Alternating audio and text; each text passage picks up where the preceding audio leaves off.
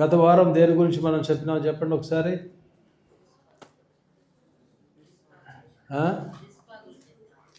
చెప్పట్లే, ఎవరు చెప్పట్లే? రిస్పా. తర్వాత మీరు ఆమె గురించి చూసినారా ఎక్కడ బైబిల్లో?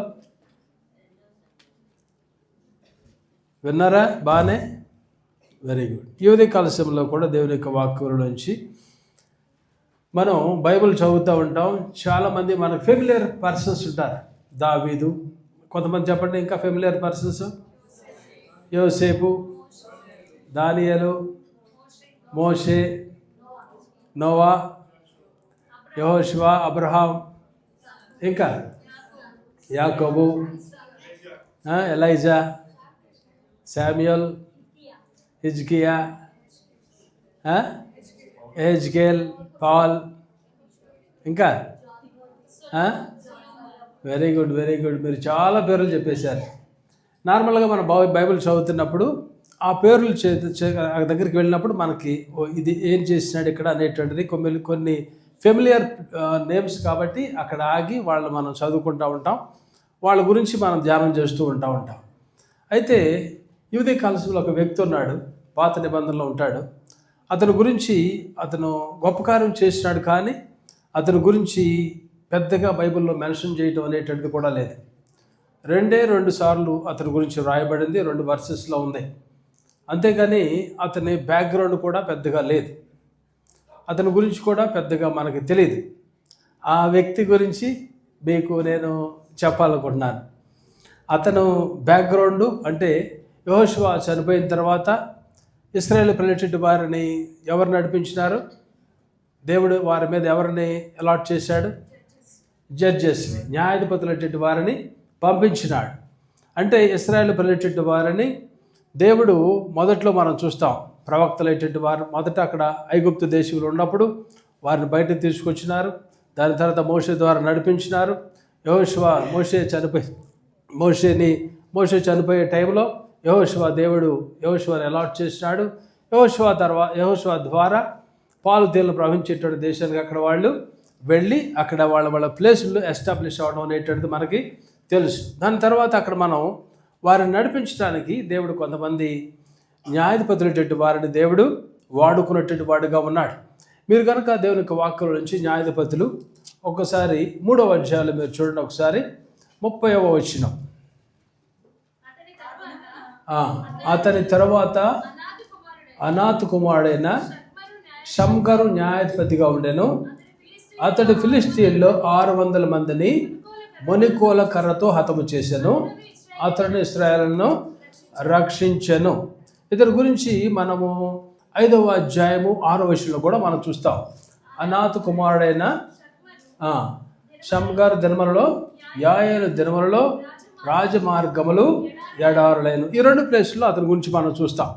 అంతేగాని అతను వంశపారంపర్యంలో కానీ, అతని బ్యాక్గ్రౌండ్ కానీ, అతను ఇలాంటి వాడు, ఇలా తల్లిదండ్రులు ఇలాంటి వారు అనేటువంటిది ఎక్కడ కూడా మెన్షన్ చేసేటువంటి దాఖలాలు లేదు. అయితే ఇశ్రాయేలు ప్రజల వారి విషయంలో మనం చూసినట్లయితే ఇశ్రాయేలు ఎప్పుడు కూడా ఏం చేసేటట్టు వారంటే వారు దేవుడు వారిని నడిపించడానికి వ్యక్తులు వాడుకునేటట్టు వాడు. అయితే దేవుడు వారి పక్షాన ఉన్నప్పుడు వాళ్ళు చక్కగా డెవలప్ అయ్యేటట్టు వారు, ఆశీర్వాదం అనేటువంటిది పొందుకునేవారు, అభివృద్ధి అనేటువంటిది వచ్చేటువంటిది, చక్కగా ప్రశాంతంగా జీవించేటట్టు వారు. ఆశీర్వాదం పొందుకున్న తర్వాత, అభివృద్ధి వచ్చిన తర్వాత చక్కగా పక్కనటువంటి రాజుల నుంచి ఎలాంటి డిస్టర్బెన్స్ ప్రాబ్లమ్స్ లేనటువంటి టైంలో వాళ్ళు దేవునికి వ్యతిరేకముగా వాళ్ళు అడుగులు వేసేటట్టు వారు. దేవునికి వ్యతిరేకముగా వాళ్ళు జీవించినప్పుడు దేవుడు ఏం చేసేటట్టు వాడంటే పక్క దేశాల రాజులు కానీ పక్క దేశేటట్టు వారిని వీరి మీదకి పంపించేటట్టు వాడు. ఎందుకు? వీరిని సన్మార్గంలో పెట్టడం కొరకు దేవుడు ఇలాంటిగా ఈ పని అనేటువంటిది చేసేటట్టు వాడు. అయితే ఇక్కడ ఈ న్యాయాధిపతులు ఉన్నటువంటి ఈ చిన్న న్యాయాధిపతిగా ఉన్నటువంటి షమ్గరుని దేవుడు ఇక్కడ వాడుకుంటాం అనేటువంటిది మనం చూస్తాం. ఇతని జీవితంలో కూడా ఇతనిని ఆ టైంలో దేవుడు ఉపయోగించుకునేటువంటి వాడుగా ఉన్నాడు. అయితే ఇక్కడ ఇశ్రాయేలు ప్రజల వారు ఎలాగున్నా దేవునికి వ్యతిరేకంగా అడుగులు వేస్తారో మన జీవితంలో కూడా మన అప్లికేషన్ ఏంటంటే అనేక సార్లు దేవుడు మనల్ని ఆశీర్వదించిన తర్వాత అభివృద్ధిలో తెచ్చిన తర్వాత, అడిగిన వాటికంటే ఊహించిన వాటికంటే ఎక్కువగా దేవుడు మనకు ఇచ్చిన తర్వాత మనం ప్రశాంతమైనటువంటి వాతావరణం నుంచి దేవుడిని మర్చిపోయేటటువంటి వారిగా మనం అనేకసార్లు ఉంటూ ఉంటాం. అవునా కదా? చాలాసార్లు మన జీవితంలో జరుగుతుంది. అంటే మనకి అన్ని అవసరత వచ్చిన తర్వాత అభివృద్ధి అనేటువంటిది వచ్చి కావాల్సిన జాబు, మంచి ఉద్యోగం, మంచి బిడ్డలు, చక్కగా ఎలాంటి సమస్యలు లేకున్నప్పుడు మన జీవితంలో ప్రార్థనాత్మ అనేటువంటిది తగ్గిపోతుంది. దేవుని సన్నిధి అనేటువంటిది నిర్లక్ష్యం చేస్తాం. దేవుని సన్నిధికి అనేటువంటిది ఏదో నామకావాస్తగా వచ్చేళ్ళేటటువంటి వారికి ఉంటాం. ప్రతి దినము దేవుని సన్నిధిలో ప్రార్థన చేయటం అనేటువంటిది, దేవునికి దగ్గర అవడం అనేటువంటిది, దేవునికి కోరుకున్నటువంటి రీతిలో మనం జీవించడం అనేటువంటిది మన జీవితంలో స్లోగా తగ్గిపోతూ ఉంటుంది. ఇశ్రాయేలుకి ఎలాంటి స్వభావం ఉందో మన జీవితంలో కూడా మనం కూడా అలాంటి వారిగానే మనము అడుగులు వేసేటటువంటి వారిగా మనం ఉంటాం. అయితే మనం ఇక్కడ గ్రహించాల్సినటువంటిది ఏంటంటే ప్రియమైనటువంటి వాళ్ళారా, ఈ యొక్క వ్యక్తి ఈ యొక్క డెలివరర్గా ఉన్నటువంటి వాడికి ఇతను ఉన్నాడు. షన్మార్గ్ అనేటువంటి ఈ యొక్క వ్యక్తి గురించి మనం ఏం చూస్తామంటే, ఇతను న్యాయాధిపతిగా ఉన్నాడు ఇశ్రాయేలు మీద. అతడు ఫిలిస్తీన్లో 600 మందిని దేంతో కొట్టినాడు అతను? ఏమంటారు దాన్ని? మనుకోల కర్రతో హతము చేసేటటువంటి వాడిగా ఉన్నాడు. గిద్యోను ఉన్నాడు. గిద్యోను కూడా దేవుని చేతిలో ఒక ఆయుధము వలె అతను దేవుని కొరకు ఇశ్రాయేలు రక్షించేటటువంటి వాడిగా దేవుడు ఇతన్ని వాడుకునేటటువంటి వాడిగా ఉన్నాడు. అయితే మనం చూసేటువంటిది ఏంటంటే, ఈ యొక్క వ్యక్తి, ఈ యొక్క షన్మార్గ్ అనేటువంటి ఈ యొక్క వ్యక్తి,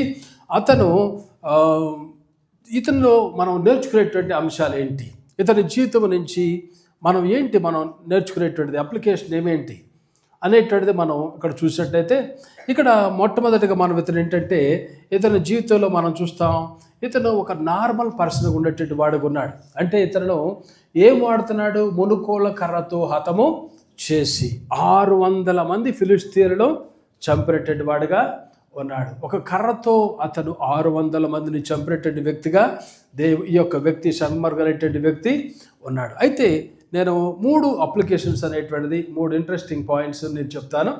దాని ద్వారా మనం ఏం నేర్చుకుంటాం అనేటువంటిది మనం ముందుకి వెళ్దాం. ఇక్కడ మొట్టమొదటి పాయింట్ ఏంటంటే, ఈ యొక్క వ్యక్తి పెద్దగా కనపడినటువంటి వాడుగా లేడు. ఇతని వ్యక్తి గొప్ప కార్యాలు చేసేటువంటి వాడుగా ఉన్నాడు, కానీ ఇతని బ్యాక్గ్రౌండ్ పెద్దగా లేదు. ఇతని గురించి ఎక్కువగా మెన్షన్ చేయడం అనేటువంటిది లేదు.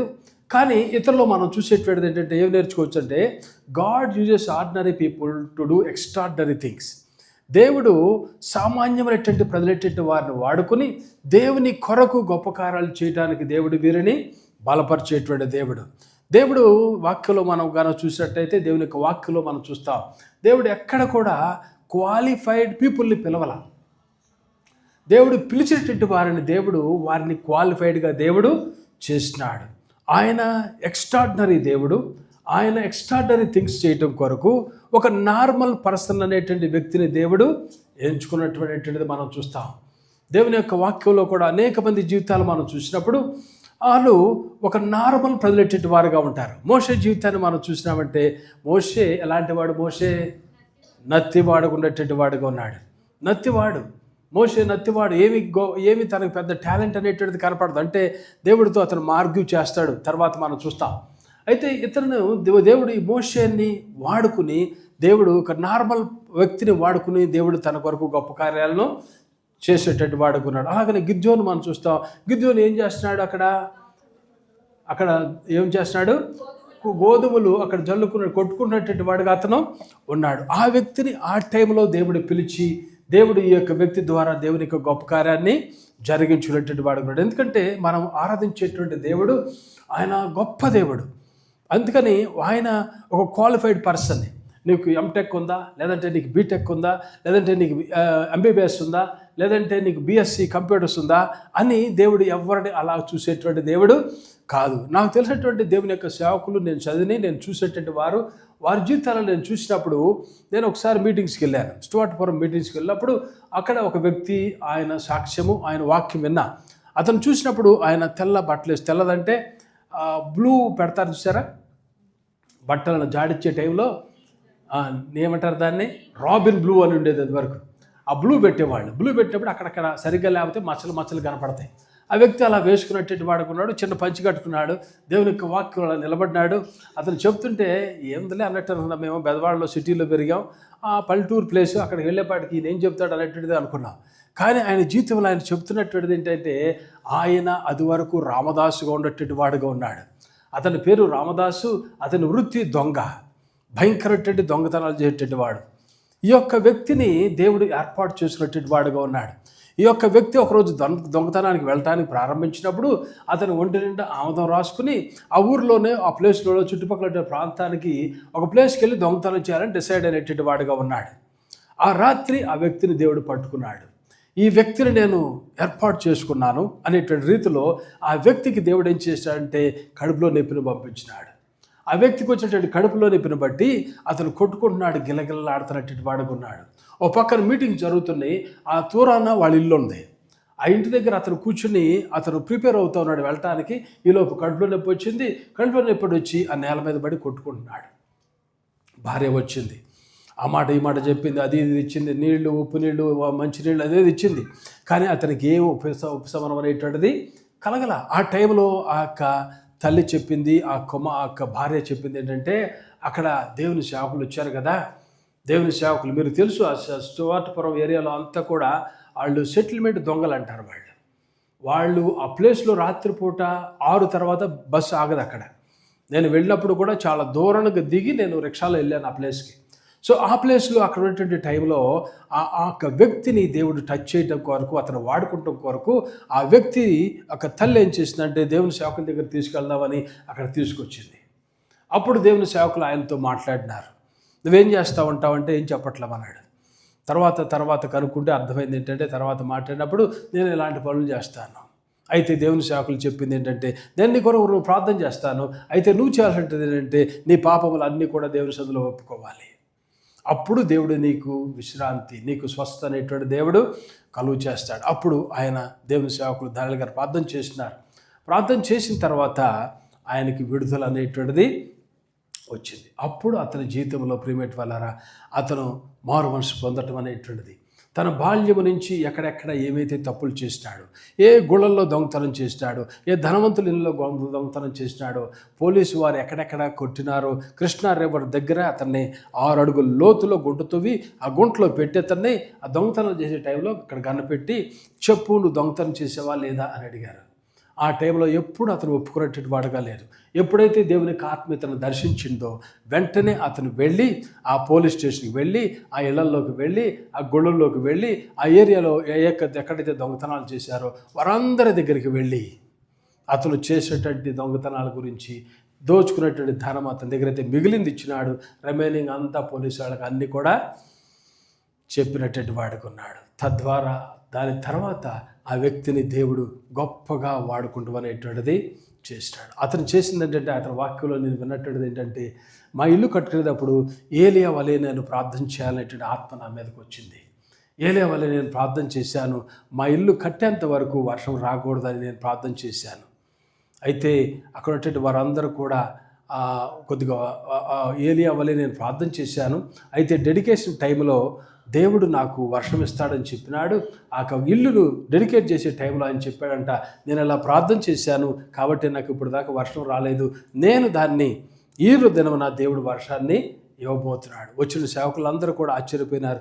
ఏంటి అలాంటి మాటలు చెప్తున్నావు నువ్వు, ఒకవేళ వర్షం రాకపోయినట్టే దేవుని నామకు అవమానకరం కదా అనేటువంటి రీతిలో ఆయనతో మాట్లాడినప్పుడు ఆయన లేదు, నా దేవుడు నాకు వాగ్దానం ఇచ్చి నెరవేర్చేటువంటి దేవుడు అని ఆయన యొక్క మెసేజ్లో చెప్పినాడు. ఏం చెప్పినాడంటే, ఆ దినం మీటింగ్ అయిపోయిన తర్వాత నేను నా గదిలోకి వెళ్ళి ఆ చిన్న ఇల్లు ఎక్కడైతే కట్టుకున్నా ఆ ఇంట్లోకి వెళ్ళి నేను ప్రార్థన చేసినప్పుడు దేవుడు మరలా వర్షాన్ని 5ంటికి ఆ టయానికి దేవుడు కుమ్మరించినాడు. నేను ప్రార్థన చేసినప్పుడు అవి బయటికి వెళ్ళి చూశాను, వ్యక్తులు చెప్పాను, ఏమైనా మేఘం కనపడుతుందా, ఒకసారి కనపడలా, 2 సార్లు కనపడలా, 3 సార్లు కనపడలా, 4 సార్లు కనపడలా. ఇంకా నేను ప్రార్థన చేశాను. అప్పుడు ఆ వ్యక్తి లోనికి వచ్చి అప్పుడు చెప్పినాడు, ఎవరిని చిన్న మేఘం కనపడుతుంది, ప్రైజ్ ద లార్డ్, దేవుడు ఆ మేఘాన్ని పెద్ద వర్షముగా ఆయన మార్చబోతున్నాడు అనేటువంటి రీతిలో ఆ వ్యక్తి చెప్పారు. ఒక హాఫ్ అన్ అవర్లో కొమ్మరింపు అనేటువంటి వర్షం అక్కడ జరిగిందంట. చూడండి, ఒక దొంగకున్నటువంటి వ్యక్తిని, ఒక నార్మల్ పర్సన్, ఏమీ ఒక సామాన్యముగా సమాజానికి వ్యతిరేకంగా సమాజాన్ని పాడుచేటువంటి వ్యక్తిగా ఉన్నటువంటి ఈ యొక్క రామదాసు అనేటువంటి వ్యక్తిని దేవుడు పూర్తిగా మార్చడం అనేటువంటిది జరిగింది. ప్రియమైన వాళ్ళారా, దేవుడు సెలెక్ట్ చేసినది, చూస్ చేసినటువంటిది ఏంటంటే నీ క్వాలిఫికేషన్ అనేటువంటి దేవుడు చూడడం. హియర్ ఐ యామ్, నేనున్నాను ప్రభువా అనేటువంటి రీతిలో నువ్వు ఉండి నువ్వు సిద్ధపడినట్లయితే, దేవుడు పిలిచినప్పుడు, దేవుడు నీతో మాట్లాడినప్పుడు, ఎస్ లార్డ్, నేను హృదయాన్ని సరి చేసుకుంటాను, నువ్వేం చెప్తే అది చేస్తాను ప్రభువా అనేటువంటి రీతిలో నువ్వు కనుక అడుగులు వేసినావంటే దేవుడు నిన్ను ఆ వ్యక్తిలాగా నిన్ను కూడా వాడుకుంటాడు. అలాగనే నేను వినేటువంటి వాడిని అక్కడ చర్చిలో మేము చూసేటువంటి వారం, ఎక్కడైతే దయ్యాలు పడతాయో అక్కడ ఒక ఆయన పిలిచేవారు. ఆయన పేరు బొల్లెత్తు జాను. ఆ బొల్లెత్తు జాను గారు వస్తున్నాయంటే, ఆయన వస్తున్నాడు అంటే ఇక్కడ దయ్యాలు డ్యాన్స్ వేసాయంట. ఆయన ఎక్కడో 300 కిలోమీటర్ల దూరంలో ఉండేటువంటి వాడు. అక్కడ బయలుదేరాడు అనగానే ఇక్కడ ఎక్కడైతే దయ్యాలు పట్టినాయో వాళ్ళు ఆ గదిలో నుంచి వస్తున్నాడే బొల్లెత్తు జాను వస్తున్నాడే డ్యాన్స్ చేసేవాళ్ళంట. ఆ వ్యక్తి ఒక నార్మల్ పర్సన్. ఆ వ్యక్తి చుట్టలు దాగి, ఆ వ్యక్తి నార్మల్గా అక్కడక్కడ తిరిగేటువంటి వ్యక్తి. ఆ వ్యక్తిని అలాగున అతను ఒక స్కూల్లో టీచర్గా పనిచేసేటువంటి వాడంట. అలాగనే ఆయన దేవుని వాక్యం కూడా అందించేటువంటి వాడు. మార్పు అనేటువంటిది లేదు. అలాంటి వ్యక్తి మీద దేవుని ఆత్మ పనిచేసింది. దేవుని వాక్యం విన్నప్పుడు, దేవుని యొక్క సేవకులు వాక్యం చెప్తున్నప్పుడు, ఆ వాక్యం విన్నప్పుడు అతను మారు మనసు పొందాలనేటువంటి రీతిలో ఆ రాత్రి అతను కూర్చున్నాడంట. ఆయన బొల్లెత్తు జాను గారు పెద్ద చుట్ట ఒకటి పెట్టుకుని ఈ రాత్రంతా బాగా నిద్ర రాకుండా ప్రార్థన చేయాలి, నిద్ర వచ్చినప్పుడు ఒక దమ్ము లాగాలని పెద్ద చుట్ట రెడీ చేస్తున్నాడంట. దేవుని ఆత్మ అతను దర్శించినప్పుడు అతని హృదయం అంతా మారిపోయింది, జీవితం అంతా మారిపోయింది. తెల్లారిపాటికి ఆ చుట్టను పట్టుకుంటాం కూడా ఇష్టం లేక తీసి అవతలకు వేసినాడు. ఆ వ్యక్తి దేవుని కొరకు బలముగా వాడబడి, ఎక్కడో చరిత్రలో ఇచ్చేది కాదు ప్రియమైన వాళ్ళారా, మన జీవితంలో కూడా ఒక నార్మల్ పర్సన్గా హియర్ ఐ యామ్, నేనున్నాను ప్రభువా అనేటువంటి రీతిలో నువ్వు కనుక అడుగులు వేసినావంటే దేవుడు మనల్ని వాడుకునేటువంటి దేవుడు. గిద్యోను వాడుకున్నాడు, మోషేను వాడుకున్నటువంటి దేవుడు ఈ యొక్క షన్మార్గ్ అనేటువంటి ఈ యొక్క వ్యక్తిని దేవుడు బలపరిచి, ఫిలిస్తీనేటువంటి వారు ఇతను అక్కడ తన పొలంలో ఉండేటువంటి వాడుగా ఉన్నాడు. అంటే అతను ఒక కర్ర ఉండేటువంటి వాడుగా ఉన్నాడంటే అతను ఒక వ్యవసాయదారుడు, ఒక ఫార్మర్ అయి ఉంటాడు. బైబిల్ స్కాలర్స్ చెప్పేటువంటిది అది. ఈ యొక్క వ్యక్తి ఇలాంటి పనిచేసే టైంలో అక్కడ ఫిలిస్తీనేటువంటి వారు వారి మీదకి వచ్చినప్పుడు, ఇశ్రాయేలు మీదకి వచ్చినప్పుడు ఈ యొక్క వ్యక్తి అలాగనే నిలబడి దేవుని యొక్క కార్యాన్ని అతను చేసినాడు. 600 మంది ఫిలిస్తీనేటువంటి వారిని ఒక కర్రతో అతను కొట్టేటువంటి వాడుగా ఉన్నాడు. కాబట్టి ప్రియమైన వాళ్ళారా, దేవుడు ఎవరినైనా వాడుకునేటువంటి దేవుడు. నీ జీవితంలో నాకు క్వాలిఫికేషన్ లేదనుకుంటున్నావేమో, నేను స్త్రీని, నేను పిల్లాడిని, నేను పెద్దదాన్ని, నేను వృద్ధుడు, నా వల్ల ఏం కాదనేటువంటి రీతిలో అనుకుంటున్నావేమో. దేవుని రాకడికి మనం చాలా దగ్గరగా ఉన్నాం కాబట్టి దేవుడు మన లెక్క అడుగుతాడు మనల్ని. నా కొరకు నువ్వేం చేసినావు? I have done so much for you. నా జీవితాన్ని, నాకు మహిమను, ఘనతను, ప్రభావాన్ని తగ్గించుకుని నేను నీ కొరకు ఈ లోకానికి వచ్చాను. నేను నీ కొరకు నేను కష్టపడ్డాను, నీ కొరకు నేను శ్రమలు అనుభవించినాను, నీ కొరకు నేను ముళ్ళ కిరీటాన్ని పెట్టుకున్నాను, వీపు మీద నేను దెబ్బలు తిన్నాను, సిలువను మోసినాను, నీ కొరకు ఆ సిలువ ఎక్కినాను, నేను నీ కొరకు నేను చనిపోయినాను, 3వ రోజు నేను తిరిగి లేచినాను, నేను నీ కొరకు ఇంత చేసినాను, నువ్వు నా కొరకు ఏం చేస్తున్నావు? ప్రియమైన వారా, దేవుడు మనల్ని ఆ క్వశ్చన్ అడుగుతాడు. ఏం చేసినావు నా కొరకు నువ్వు? ఆ పాట ఉంటుంది, ఏం చేశానయ్యా నీకోసం, ఒక్క ఆత్మ అయినా రక్షించాను ప్రభువా. నీ జీవితంలో ఒకసారి కౌంట్ చేసుకో. ఎవరిని రక్షించినా నువ్వు? ఎవరికి మాదిరిగా నువ్వు ఉన్నావు? ఎవరిని దేవుని నువ్వు తిప్పినట్టు దానిగా నువ్వు ఉన్నావు? ప్రియమైన వాళ్ళారా, మనం తిందుమా, త్రాగుదమా, సుఖిద్దామా, ఇలాగను మనం బ్రతికటం అనేటువంటిది దేవునికి ఇష్టమైనటువంటిది కాదు. ఇది పెద్ద ఇంపార్టెంట్ థింగ్ అనేటువంటిది కాదు. నాకు దేవుడు ఉద్యోగం ఇచ్చాడండి, దేవుడు నాకు కారు ఇచ్చాడండి, దేవుడు అది ఇచ్చాడు, ఇది ఇచ్చాడు, these things are not at all matter. దేవుడు వీటిని బట్టి సంతోషించేటువంటి దేవుడు కాదు. నీకు ఉన్నటువంటి వాటిల్లో నేను ఉన్నాను ప్రభువా, నన్ను మీరు వాడుకో ప్రభు అంటే దేవుడు నిన్ను వాడుకునేటువంటి వాడు. దేవుని కార్యం అనేటువంటిది నీ జీవితంలో దేవుడు జరిగించడానికి ఆయన సిద్ధముగా ఉన్నాడు. ఇక్కడ ఏంటంటే ఈ యొక్క వ్యక్తి జీవితంలో మనం నేర్చుకునేటువంటిది ఏంటంటే, నువ్వు ఎక్కడ ఉన్నావో అక్కడే కార్యాలను స్టార్ట్ చేయాలి. ఇతను ఒక పొలంలో ఉండేటువంటి వాడుగా ఉన్నాడు, పొలంలో పనిచేసేటువంటి వాడుగా ఉన్నాడు. ఇతను అక్కడ ఆ పొలంలోనే పనిచేసేటువంటి ప్రాంతంలోనే అతను తన కర్రను అనేటువంటిది వాడినటువంటి వాడుగా ఉన్నాడు. చాలాసార్లు మనం అనుకుంటాం, దేవుని కొరకు ఉపయోగపడాలంటే, దేవుని రాజ్యం కట్టాలంటే, దేవుని కార్యాలు జరిగించాలంటే మేబీ నేను బైబిల్ కాలేజీకి వెళ్ళాలి అని అనుకుంటాం కొన్నిసార్లు. లేదంటే నా దగ్గర డబ్బులు లేవు అనుకుంటాం. లేదంటే ఇప్పుడు కాదులే తర్వాత నేను చేద్దాంలే అనుకుంటాం మనం. లేదంటే కొద్దిగా రిటైర్డ్ అయిపోయిన తర్వాత ఇల్లు కట్టుకుంటాం కదా, ఇల్లు కట్టుకున్న తర్వాత దేవుని పని చేద్దాంలే అనేటువంటి మనసు వస్తూ ఉంటుంది మనకి. మనం చెప్పడం కూడా కొన్నిసార్లు అలాగనే చెప్పేటట్టు వారిగా మనం ఉంటాం. లేదంటే నాకు పెద్ద క్వాలిఫికేషన్ లేదు, నాకు బెటర్ క్వాలిఫికేషన్ వచ్చిన తర్వాత బెటర్గా నేను ప్రమోట్ అయిన తర్వాత దేవుని కొరకు ఉపయోగపడతాను అనేటువంటి రీతిలో కొన్నిసార్లు మనం నిలబడేటట్టు వారిగా మనం అనుకునేటట్టు వారిగా మనం ఉంటాం. ప్రియమైన వారలారా, దేవుడు ప్రతి ఒక్క వ్యక్తిని, దేవుడు అక్కడ ఉన్నటువంటి నిన్ను ఎక్కడ పెట్టాడో ఆ పెట్టడంలో దేవునికి ఒక ప్రణాళిక అనేటువంటిది ఉంటుంది.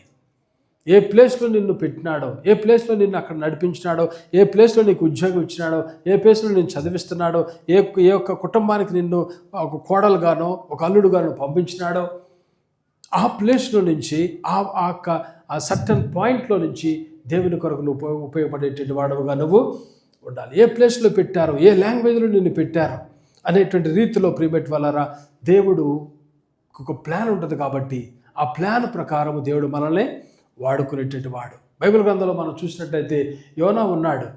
యోనాను ఒక సర్టన్ పీపుల్ అనేటువంటి వారికి యోనాను అక్కడ జోనా ఎక్కడికి వెళ్ళినాడు? నినివే ప్రజలైనటువంటి వారి దగ్గరికి వెళ్ళాడు. వారి కొరకు దేవుడు అసైన్ చేసినాడు. ఇతను దేవునికి వ్యతిరేకమైనటువంటి మార్గంలో వెళ్ళినా సరే దేవుడు అతని కొరకు తిమింగలాన్ని పంపించి, పెద్ద చేపను పంపించి ఆ ఉపద్రవం రావడం చేసి అది అతను మింగటం అనేటువంటిది అది తీసుకువెళ్ళి అవతల కక్కటం ఆ ఒడ్డున. అతను అక్కడికి వెళ్ళిన తర్వాత అక్కడ దేవుని యొక్క వాక్యం అందించటం, ఆ ప్రజలు వారికి వాక్యం అందించినప్పుడు వారందరూ కూడా రిపెంట్ అవ్వడం అనేటువంటిది జరిగింది. దేవుడు యోనాను ఆ ప్లేస్లో పెట్టినాడు. అక్కడ పంపించడం అంటే దేవుడు అక్కడ అతను వాడుకోవాలనేటువంటి దేవుని యొక్క ఉద్దేశం. అలాగనే మనం చూసేటట్టు ప్రియమైన వాళ్ళారా, యోసేపు ఉన్నాడు. యోసేపుని దేవుడు ఐగుప్తులో పెట్టేటటువంటి వాడుగా ఉన్నాడు. అది అతనికి ఫారెన్ ల్యాండ్, అతని ల్యాండ్ కాదు అది. కానీ ఆ ప్లేస్లో మనం చూస్తాం అక్కడ ఒక డిఫరెన్స్ చూపించేటటువంటి వ్యక్తిగా అతను ఉన్నాడు. ఎక్కడైతే మనల్ని పెట్టినాడో, ఏ ప్లేస్లో అయితే నిన్ను పెట్టినాడో, ఏ స్కూల్లో, ఏ కాలేజీలో, ఏ ఉద్యోగంలో నిన్ను పెట్టినాడో ఆ ప్లేస్లో దేవుడు నీవు ఒక డిఫరెన్స్ చూపించాలి అనేటువంటి దేవుని యొక్క ఉద్దేశం. నీ మాటల్లో, నీ ప్రవర్తనలో, నీ క్రియలలో, ప్రతి విషయంలో కూడా నువ్వు ఒక డిఫరెన్స్ చూపించాలి. ఒక ఇంట్లో నేను పెట్టినప్పుడు ఆ చుట్టాలింటికి వెళ్ళినప్పుడు అక్కడ నువ్వు డిఫరెన్స్ చూపించాలి. అత్తగారింటికి వెళ్ళినప్పుడు అక్కడ డిఫరెన్స్ చూపించాలి. నువ్వు దేవుని యొక్క ప్రేమను చూపించాలి. దేవుని యొక్క కార్యములు అక్కడ జరిగించడానికి వారిని ఎంకరేజ్ చేసే రీతిలో నీ యొక్క రెగ్యులర్ జీవితంలో వాక్య ధ్యానం అనేటువంటిది, వాక్యం చదవటం అనేటువంటిది, ప్రార్థించడం అనేటువంటిది, పవిత్రంగా నీ మనసులో నీ యొక్క ఆలోచనలు, నీ యొక్క మాటలను కాపాడుకుంటూ అనేటువంటిది వారికి ఒక మాదిరికరముగా నువ్వు ఉండాలి.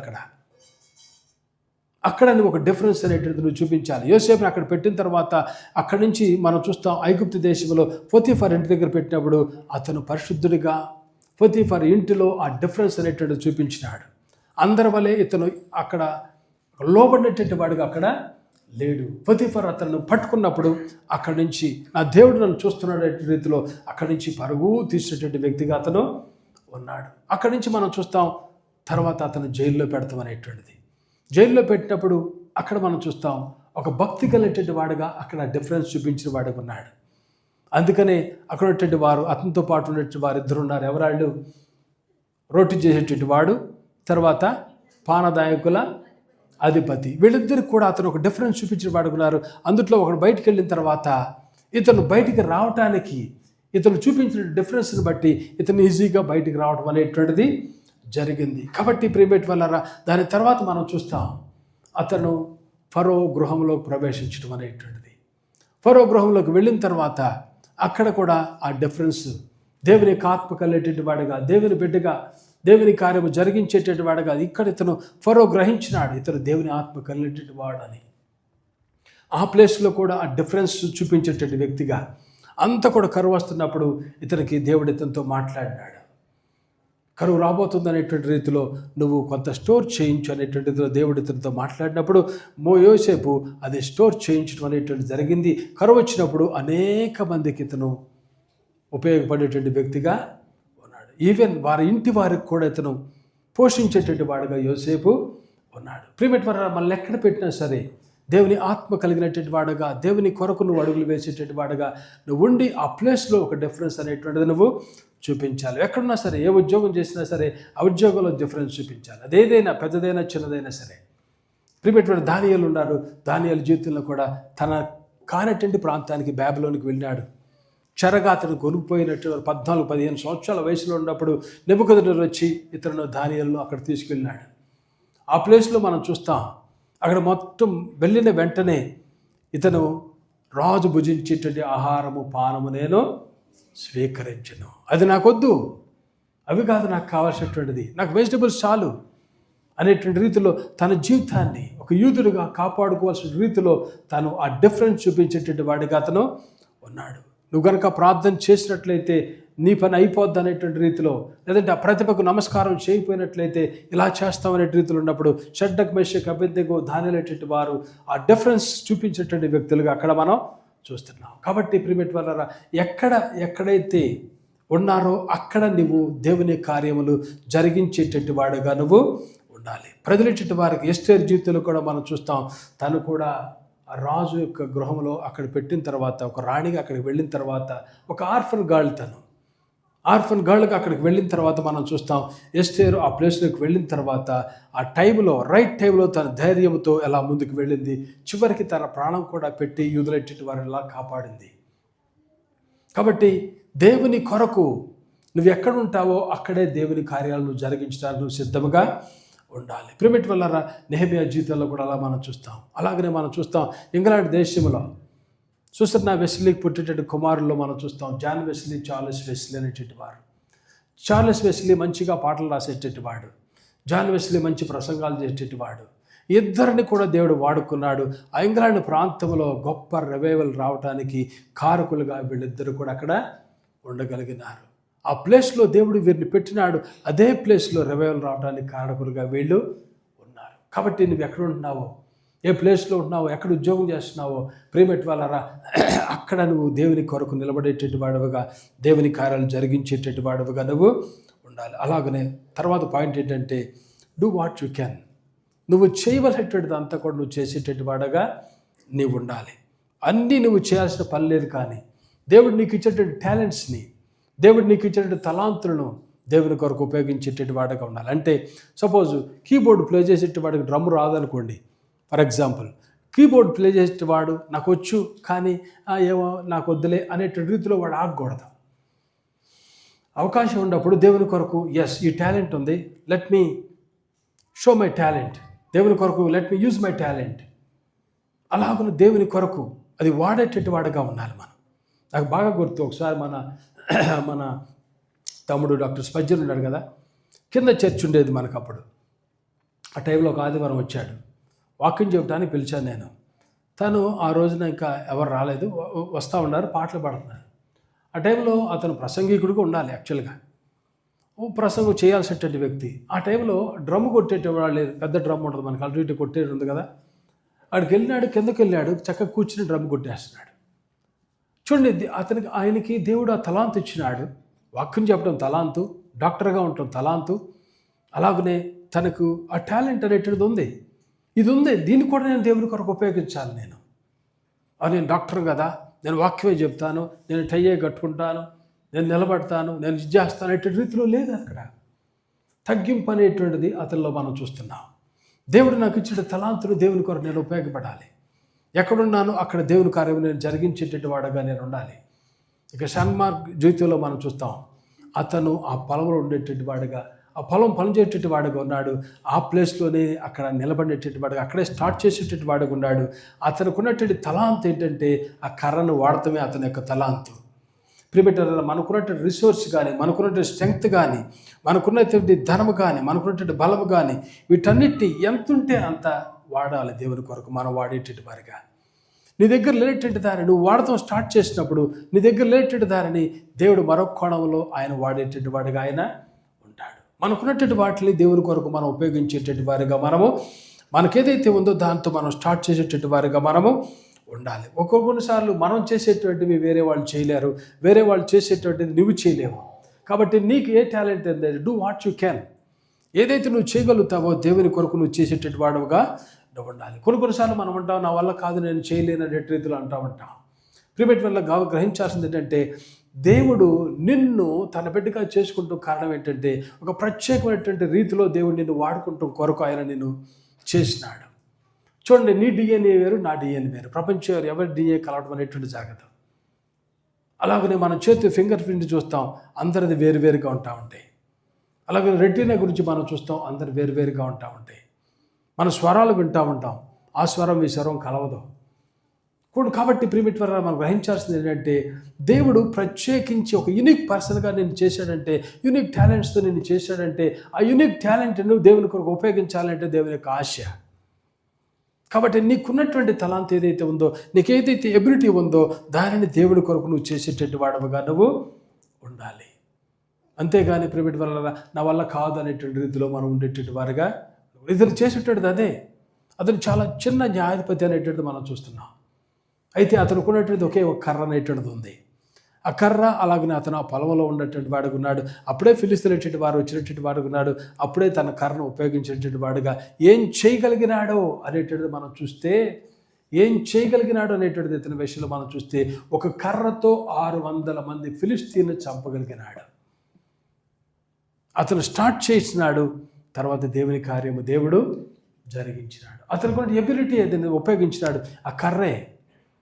కాబట్టి ప్రిమిట్ వల్ల మన జీవితంలో మనం చేయవలసినటువంటిది ఏంటంటే, మనం ఏదైతే చేయగలుగుతామో అది దేవుని కొరకు మనం చేసేటటువంటి వారిగా మనము ఉండాలి. దాని తర్వాత ఫైనల్గా పాయింట్ మనం గ్రహించినట్లయితే, దీనివల్ల మనం ఏం నేర్చుకుంటాం అనేది చూసినప్పుడు, దేవుడు ఈ యొక్క వ్యక్తిని తన చేతి కర్ర అనేటువంటి దానిని అతను దేవుడు వాడుకున్నాడు. అంటే ఇక్కడ అర్థం ఏంటంటే, మన దగ్గర ఏదైతే ఉన్నదో, ఏదైతే నీ దగ్గర ఉందో దానితోనే నువ్వు ప్రారంభించాలి.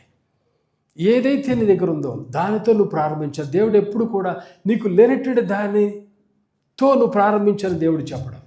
నీకు ఏదైతే ఉన్నదో దానితో నువ్వు ప్రారంభించాలి. చాలాసార్లు మనం చెప్తూ ఉంటాం, నేను చెప్పిన రీతిలో నాకు అది లేదు, ఇది లేదు, నేను ఇంకా ఆ లెవెల్కి వెళ్ళలేదు అనుకుంటా ఉంటా. క్రికెట్ వల్ల మనం గ్రహించాల్సింది ఏంటంటే, మనము అది లేదు, ఇది లేదు, అవి ఉన్నాయి, ఇవి ఉన్నటువంటిది ఇంపార్టెంట్ కాదు. కానీ చాలాసార్లు చదువు లేదు అంటూ ఉంటాం, వేరే వాళ్ళతో కంపేర్ చేసుకుంటూ ఉంటాం. వాళ్ళకి ఇంగ్లీష్ వచ్చు అంటాం, లేదంటే వాళ్ళకి తెలుగు వచ్చు అంటాం. నీకు ఒక లాంగ్వేజ్ ఇచ్చినాడు దేవుడు, నీకు ఒక ఎబిలిటీ అనేటువంటిది ఇచ్చినాడు. నీకంటే తక్కువ ఎబిలిటీ కలిగేటువంటి వాళ్ళు ప్రపంచంలో అనేక మంది ఉన్నారు. మనం చక్కగా మాట్లాడగలుగుతాం, నోరు తెరిచి మాట్లాడగలుగుతాం. నోరు లేనటువంటి వాళ్ళు ఎంతోమంది ఉన్నారు.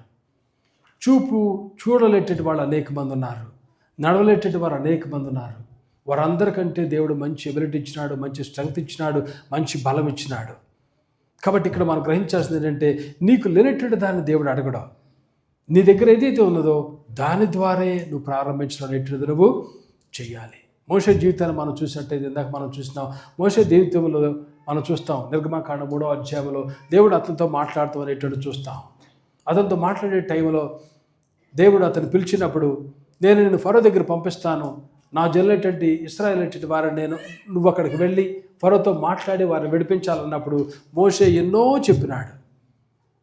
చెప్పినటువంటి వాడుగా ఉన్నాడు. నా వల్ల కాదు, నేను చేయలేను, నా వల్ల కాదు అనేటువంటి రీతిలో మోషే అనేక మార్లు మాట్లాడేటువంటి వాడుగా అక్కడ మనం చూస్తాం. 3వ అధ్యాయం అంతా కూడా మనం చూస్తాం. దేవుడు అక్కడికి వెళ్ళి, నిన్ను ఫరో దగ్గరకు పంపించను, ఇశ్రాయేలు నా ప్రజలను ఐగుప్తులోని తోడుకుని పోవాలను అని దేవుడు చెప్పినప్పుడు, అప్పుడు అడుగుతాడు, ఎవరు నేను అందుకు ఏమని అడిగినట్టు అక్కడ మనం చూస్తాం. నేను ఇశ్రాయేలు వద్దకు వెళ్ళి వారిని చూచి, మీ పితరుల దేవుడు మీ వద్దకు నన్ను పంపిన వారితో చెప్పగా, వారు ఆయన పేరేమి అడిగినా నేను ఏం చెప్పాలి అన్నాడు. అప్పుడు నేను ఉన్నవాడును, అనువాడు. దాని తర్వాత మోషేతో దేవుడు చెప్తాడు, మీ పితరుల దేవుడు అంటే యెహోవా అనగా అబ్రహాం, ఇస్సాకు, యాకోబుల దేవుడు అనేటువంటిది వారితో నిన్ను పంపించినాను చెప్పు అనేటువంటిది అంటాడు. దాని తర్వాత దేవుడు అతనితో మాట్లాడిన తర్వాత 4వ అధ్యాయం 2వ వచనంలో మనం చూస్తాం. అందుకు మోషే చిత్తగించము, వారు నన్ను నమ్మరు, నా మాట వినరు, యెహోవా నీకు ప్రత్యక్షం కాలేదందరు అని ఉత్తరమేగా, యెహోవా నీ చేతిలోనిది ఏమిటని అతనిని మోషే నా వల్ల కాదు, నేనేం చేయలేను అన్నప్పుడు, నీ చేతిలో ఏముందో చెప్పవయా అనేటువంటి రీతిలో దేవుడు మరలా క్వశ్చన్ వేసినాడు. ఏంటి నీ చేతిలో ఉంది? అప్పుడు అందుకు అతడు కర్ర అనేను. అక్కడ దేవుడు కింద పడి దాన్ని పట్టుకో, అక్కడ పాము అవటం, అవన్నీ కూడా మనం చూస్తాం. చూడండి ప్రియమైన వారా, దాని తర్వాత మనం చూస్తాం 4వ అధ్యాయంలోనే మనము 20వ వచనంలో మనం చూస్తాం, మోషే తన భార్యను తన కుమారులను తీసుకుని గాడిద మీద ఎక్కించుకుని ఐగుప్తునకు, ఇక్కడ మనం చూస్తాం. ఇంత మాట్లాడిన తర్వాత, ఇన్ని కార్యాలు జరిగిన తర్వాత ఇక్కడ మోషే స్టార్ట్ అవ్వడం అనేటువంటిది మనం చూస్తాం. అయితే ఈ పాయింట్లో మనం గ్రహించేటువంటిది ఏంటంటే, మోషే దేవుని కర్రను, ఇక్కడ ఏం చూస్తున్నాం మనము, నీ చేతిలో ఏమిటని అడిగినప్పుడు అడిగాను, అందుకు అతడు కర్ర అనాను. కానీ ఇక్కడ మనం చూస్తున్నాం మోషే ఏం చేసినాడు, దేవుని కర్రను తన చేత పట్టుకొని ఎప్పుడైతే తనకున్నటువంటి కర్రను దేవుని చెప్పున అతను లోబడినాడు దేవుని మాటకు, అది దేవుని కర్రగా అది మారిపోయింది. మన దగ్గర ఉన్నటువంటి వాటిని, నీ దగ్గర ఏదైతే టాలెంట్ ఉందో, నీ దగ్గర ఏదైతే ఉందో దాన్ని నువ్వు దేవునికి ఇచ్చినప్పుడు అది దేవునిదిగా మారిపోవడం అనేటువంటిది అక్కడ చూస్తాం. మోషే కర్ర దేవుని కర్రగా అక్కడ. అప్పుడు మనం చూస్తున్నాం మోషే అక్కడికి వెళ్ళిన తర్వాత ఆ ప్లేస్లో తనకున్నటువంటి కర్ర ద్వారానే ఐగుప్తీయులందరినీ కూడా విడిపించటం, దాని తర్వాత బయటికి రావటం, అక్కడ ఎర్ర సముద్రంలో పాయలు చేయటం, బండ నుంచి నీళ్లు తేవటం, వీటన్నిటిని కూడా మనము చూస్తాం. ఏదైతే మోషే దగ్గర ఉందో దాని ద్వారానే, నీ చేతిలో ఏంటి అన్నాడు దేవుడు అక్కడ. దానిని మోషే చూపించినప్పుడు దాన్ని కింద పడేసినాడు, కార్యాలు దేవుడు జరిగించినాడు.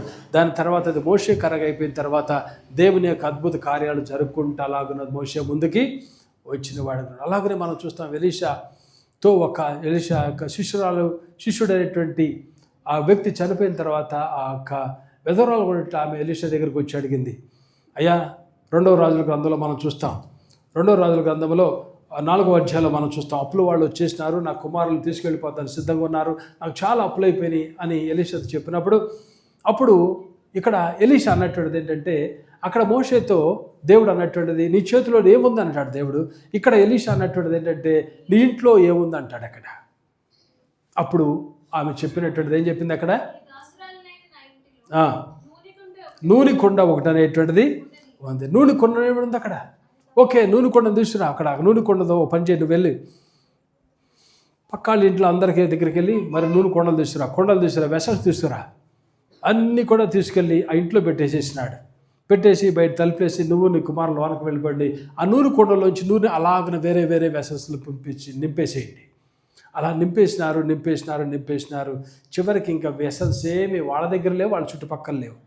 అలాగన నింపుదల అనేటువంటిది అక్కడ జరిగిపోయింది. ఎప్పుడైతే ఈ యొక్క స్త్రీ ఆమె కొన్నటువంటిది దేవుని ప్రవక్త అనేటువంటి ఎలీషా అడిగినప్పుడు ఆమె ఇది ఉందనేటువంటి రీతిలో ఆమె సబ్మిట్ ఉందో అది దేవుని కార్యం అక్కడ జరగడం అనేటువంటిది జరిగింది. వాళ్ళ అప్పులు పోయినవి, అలాగనే రిమైనింగ్ డేస్ అన్నీ కూడా దాన్ని అమ్ముకుని వాళ్ళు చక్కగా జీవించడం అనేటువంటిది కూడా మనము చూస్తున్నాం. అలాగనే మనం చూస్తాం దావీదు విషయంలో కూడా.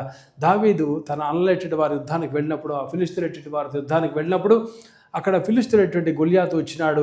అతను సవాల్ విసురుతున్నటువంటి వాడుకు ఉన్నాడు.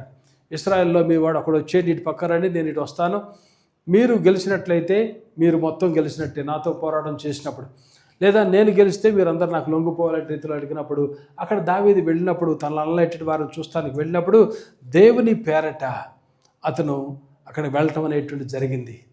అక్కడ ఆ యొక్క గొలియాతు దగ్గరికి వెళ్ళినప్పుడు సౌలు తన చిరస్త్రాణము, తనకున్నటువంటి యుద్ధ కవచాలు ఇవన్నీ కూడా ఇచ్చినప్పుడు దావీదు అంటాడు, ఇవన్నీ నాకు ఉపయోగం లేవులేండి.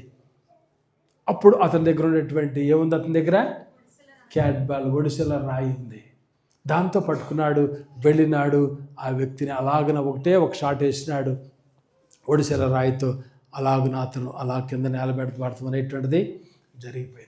కాబట్టి ఇక్కడ మనం చూసినట్టయితే ప్రియమైన వాళ్ళారా, దేవుని యొక్క రాజ్యము కట్టేటువంటి వారిగా మన అందరం కూడా ఉండాలి. అది చాలా ముఖ్యమైనటువంటిది దినాలలో. అందుకని నేను ఈ సబ్జెక్ట్ తీస్తున్నాను.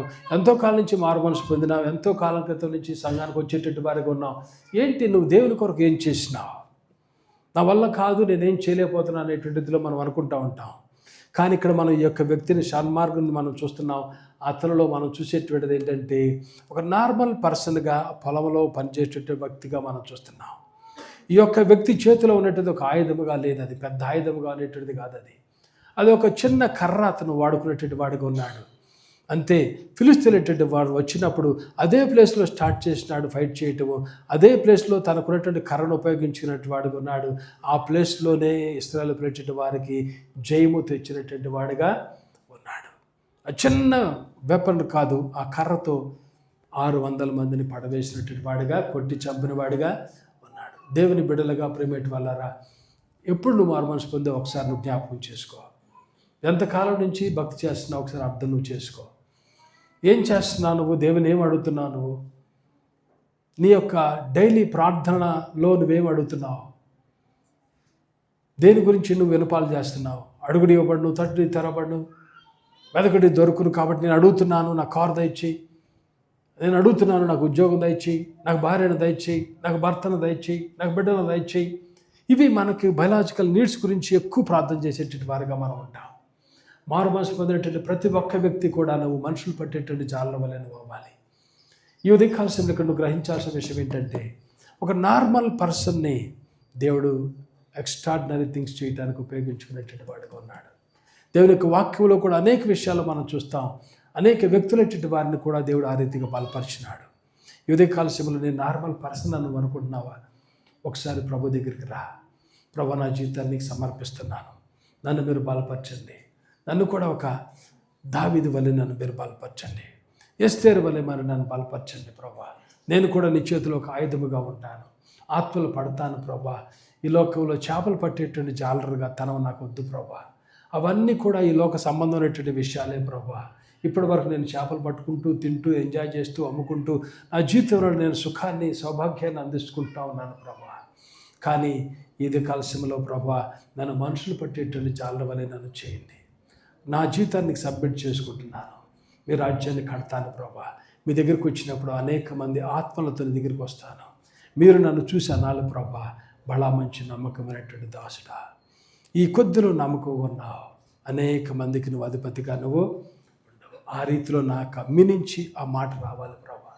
కాబట్టి నా జీవితాన్ని సబ్మిట్ చేసుకుంటాను అనేటువంటి రీతిలో ఒక చిన్న ప్రార్థన చేస్తావా? దేవుడు నిన్ను, ఈ యొక్క షణ్మగర్ని ఎలాగో దేవుడు వాడుకున్నాడో అలాగనే దేవుడు నిన్ను కూడా బలపరచడానికి దేవుడు సిద్ధంగా ఉన్నాడు. ఒక చిన్న ప్రార్థన చేయి. ప్రభా, నేను కూడా నీ పని చేయడానికి సిద్ధంగా ఉన్నాను. నాకు తలాంతులు లేవు ప్రభా, కానీ నాకున్నది ఏదో మీరు నా గ్రహింపు దయచేయండి. దానితో ఉన్నటువంటి ప్లేస్లోనే నీ పని చేయడానికి నేను సిద్ధమవుతాను ప్రభా. దేవా, నేను ఎక్కడైతే ఉంటున్నానో అక్కడ డిఫరెన్స్ చూపించేవాడిగానని మీరు చేయండి. దేవా, నాకున్నటువంటి మోషే చేతిలో కర్ర ఎలాగుందో, ఈ యొక్క షణ్మార్గం అనేటువంటి వ్యక్తి జీవితంలో అతని చేతిలో ఉన్నటువంటి ఆ మునుకోల కర్ర ఎలాగుందో, నా జీవితంలో కూడా, నా చేతిలో కూడా ఉన్నటువంటి వాటిని నీకు చెప్తున్నాను అని ప్రభుత్వం చెప్పినావంటే దేవుడు నిన్ను బలపరిచి లేవనెత్తేటువంటి దేవుడు. సర్వశక్తిమంతుడా, నీకు వందనాలు చెల్లిస్తున్నాను. ఇదే కలసిమలో మీ మాటలకే నీకు వందనాలు. దేవ, మార్నింగ్ సెషన్లు దాసుని బలపరిచి దేవ మంచి వాక్యాన్ని మీరు అందించినందుకు నీకు వందనాలు. అలానే ప్రభా, ఇది సమయంలో కూడా మా ముందు ప్రత్యేకించబడినటువంటి ఒక చిన్న న్యాయాధిపతి ఇశ్రాయేలు మీదకు ఉన్నటువంటి షణ్మార్గు జీవితం గురించి మా ముందు మీరు పెట్టినారు, నీకు వందనాలు. అతను మీరు వాడుకుని ఎలాగని గొప్ప కార్యాలు మీరు చేసినారు. ఒక్క వ్యక్తి 600 మందిని ఒక చిన్న కర్రతో చంపడం అనేటువంటిది దేవ, మీరు అతనితో పాటు ఉన్నారు కాబట్టి ఇశ్రాయేలుకి జయమనేటువంటిది వచ్చింది. కాబట్టి నన్ను కూడా మీరు బలపరచండి. ఈ దినము నేను ఉన్నటువంటి ప్లేస్లోనే దేవ నేను స్టార్ట్ చేస్తాను నీ కొరకు జీవించటం. నాకున్నటువంటి ఎబిలిటీని ప్రభా, నాకున్నటువంటి స్ట్రెంగ్త్ని, నాకున్నటువంటి బలాన్ని నీ కొరకు ఉపయోగిస్తాను ప్రభా. నన్ను మీరుగా మరొక చరిత్రలో నిలబడేటువంటి వ్యక్తిగా మీరు నన్ను చేయరా. సంఘాన్ని ఇది కలసం నీ చేతులకు అప్పచెప్తున్నాను. వాక్యమైనటువంటి ప్రతి బిడ్డ కూడా ప్రభా నీ చేతిలో ఒక సాధనాల వలె, మనుషులు పట్టేటువంటి జాల వలె వీరందరినీ కూడా మీరు చేయండి. నీ ఆత్మతో బిడ్డలు మీరు నింపి, నీ మాటలు వారి చెవులలో, వారి హృదయంలో గింగురుమని, నీ కొరకు నీ చేతిలో పనిముట్ల వలె, సాధనాల వలె వీళ్ళందరూ కూడా ఉపయోగపడటకు మీరుగా సహాయం చేయమని యేసుక్రీస్తు అడుగుచున్నాము తండ్రి. ఆమేన్.